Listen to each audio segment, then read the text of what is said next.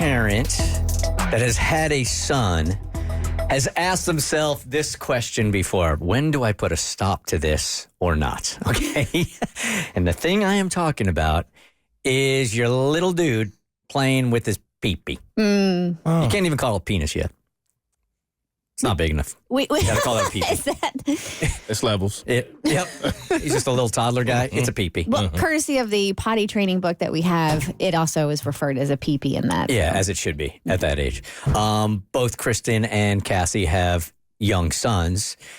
Have you gone through the question yet? Like, okay, they're touching it all the time. When do we have the conversation?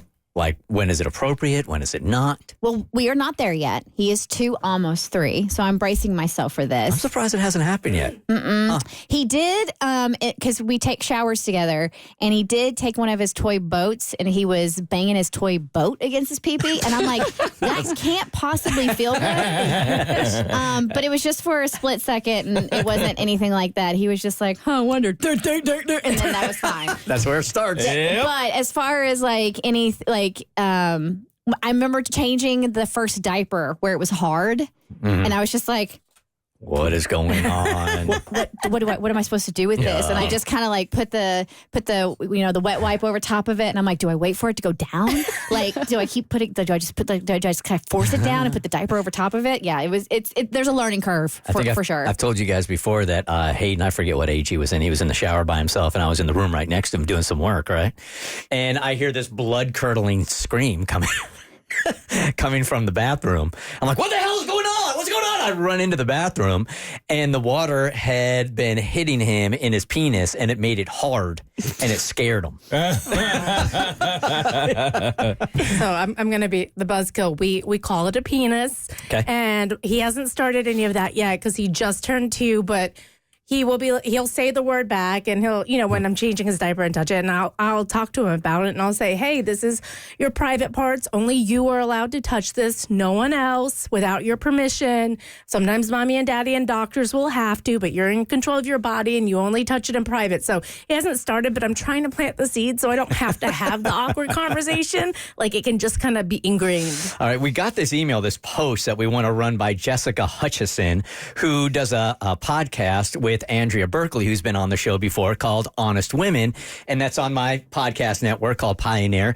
And they're both therapists, but it's not like a therapist speak type of podcast. It's very relaxed, very conversational. And at the end of the day, they're therapists, but they're also moms. And it's really great to listen to. All right, Jessica, let's read this to you. We wanted to get a professional in here because I think we've read the books. We've gone online for advice, but we want to hear it right from you. All right, so the post says, let's talk about boys and their penis. I am not prepared to deal with this, and maybe someone can help me. My 3-year-old started to rub his penis against pillows. And sometimes I am sitting next to him, and he even does it in my legs or arm like a horny dog. Clown face emoji. I tell him that he can do it by himself in his room because that's his private time. It's like I don't say anything. He continues doing it, and he's looking at me. And he's smiling. Ooh. Please tell me I'm not alone. How's the right way to deal with it? All right, Jessica here, not only a professional, but has a son as well. So where do we go with this? I do have a son. Okay, first, before I say anything, let me say, no, you are not alone. And yes, this is totally normal. So I want to go ahead and put that out there before I say anything else. Now, remember when, those of you who are moms out there, right, or dads, remember when your child first found their feet? That cute little thing they did, and they grab them and they suck on their toes and they do all these things. Okay, well, at 3, your penis is another foot. Like, they just found their penis. Okay. And now the little dude's like, whoa, okay, what's this? They are exploring another part of their body. No different than a foot. I will also say this. You know how pop culture rules say three-nager? Have you all heard that? Mm-hmm. Oh, yeah. Three-nager? Here's why. Okay. Yeah. So we call them three-nager. So, and that started when my kids were little, terrible twos followed by three-nager years. Here's why we call it the three-nager years, is it represents the oppositional behavior and defiance that 3-year-olds can have as a way of asserting independence. Makes sense, yeah. Right? Yeah. And so here's what little boy is also doing. He is saying, wow, when I touch this part of my body, look at what mom does over here. Like, that is really funny to watch mom do that. So a lot of the times when a little boy is touching his penis, we're the ones sexualizing it. They are simply looking at us and our response. And now from straight up behavioral conditioning saying, when I do this, I get a real funny response from mom and I kind of dig it. I didn't realize I had this kind of control over her. Okay. Right. And it's so hard to do when you have a little one, when they do something outlandish and your instinct is to like correct them and like, make a scene of sorts, but you have to check yourself in the moment because that's what your kid is trying to elicit from you and you can't give them what they want. So to dial yourself back and to not reacting sometimes is the hardest thing to do as a parent. No doubt. By far. And you are absolutely correct, Kristen. We make it difficult. We complicate it as adults because as a 40-year-old, I have lots of life experience on private areas, right? He doesn't at all. So a lot of times as an adult, we are projecting our own thoughts and feelings that come from sex, masturbation, all of those things onto children who have absolutely no idea what it is, nor do they have the capability of even understanding it from a neurological and developmental perspective. So if it's just a foot, then when they are playing with it outside the home, how does that conversation go? This is a cultural one because I find that parents are more concerned about what other people will think about them and how they're parenting than the child themselves. It's the same concept of how much attention are you going to put to this behavior? Because the more attention you put to it, the more control you're giving that child to do it and to elicit a response. I would say for parents, check yourself a little bit. Am I uncomfortable with this? Is this a me thing and I'm worried about other people?